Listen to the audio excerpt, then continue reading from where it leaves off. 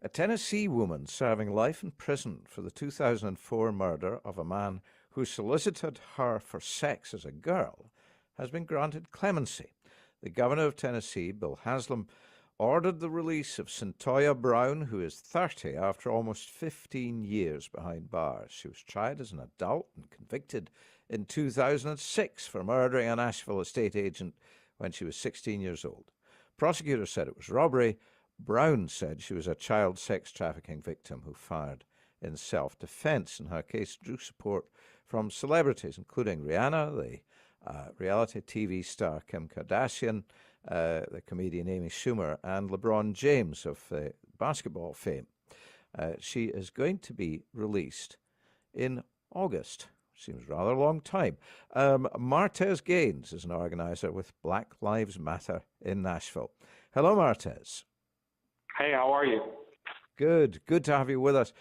We've heard a little bit there of this story, but what actually happened during this shooting and this what the court said was a robbery.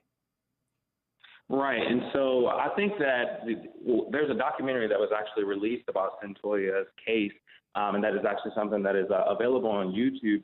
But the story that Cyntoia has and the one that we continue to uplift is that Cyntoia was a 16-year-old girl who was actually under the control of someone that she called Cutthroat, who was in essence a pimp. And he actually sold her to Johnny Allen, which was the real estate agent, who was a 43-year-old man. And so no one has denied the fact that Cyntoia shot and killed Johnny Allen. But what we are trying to bring forth is that Johnny Allen, a 43-year-old man, was a pedophile and was having relations and trying to have a relation with a 16-year-old girl. And so for her, she said she felt scared. He showed her a bunch of guns in his house. And there was a point in the night where she feared for her life. And she had to make the decision.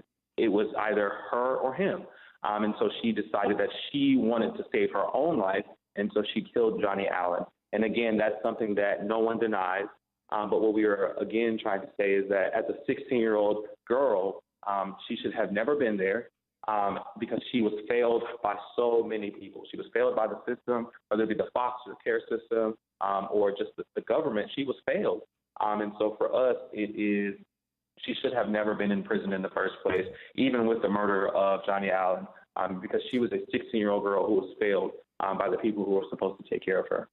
So Governor Haslam has shown her clemency, it's not the same as a pardon, is it? This is just saying you've served enough, you've suffered enough. Exactly. So he did grant her clemency, which, again, is not the same as a pardon.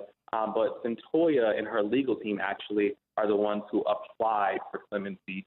So there's a process that you have to actually undertake. And so her legal team and Cyntoia herself, they made that decision that they would actually request clemency. And so for us, we just uplifted that request that she had already made.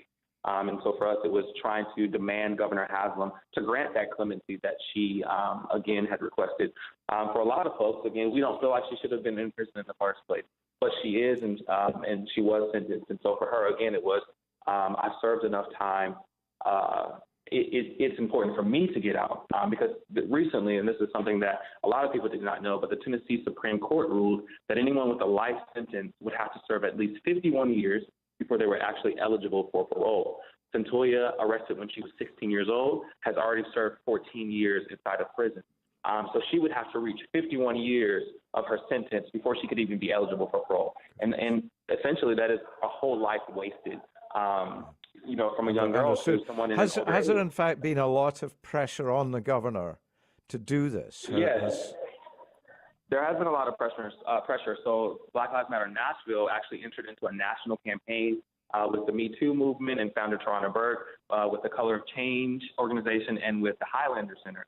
And together we did this national action where we really demanded Governor Haslam to grant clemency. So we contacted other governors to help. We contacted state senators and representatives, local council folks, and then we also pressured the church.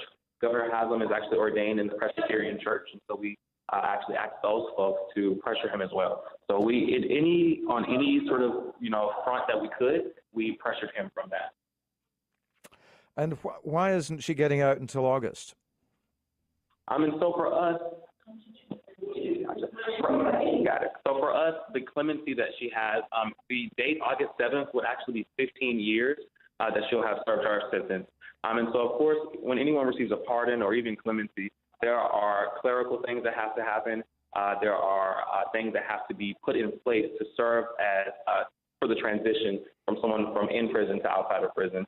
And so for us, again, that is a 15-year, that will be 15 years exactly since she's been in prison, but it also allows for that time for those transition needs to be put in place and met. And do you know how she is? I mean, how's she taking the news? So she actually released a letter today, and from that letter, she seemed, of course, elated, and she was extremely happy that the governor did show and grant clemency. She thanked a lot of folks. She thanked Lipscomb University, which she actually received her associate's degree from, and she, in May 2019, this year, will finish her bachelor's degree. So she thanked those folks. She identifies as a Christian, and she thanks God for that. I mean, she just thanked everyone who had been doing work around her case and lifting up her banner. So she definitely seems very happy. MarTaze, thanks for talking to us. No problem. Thank you so much for having me.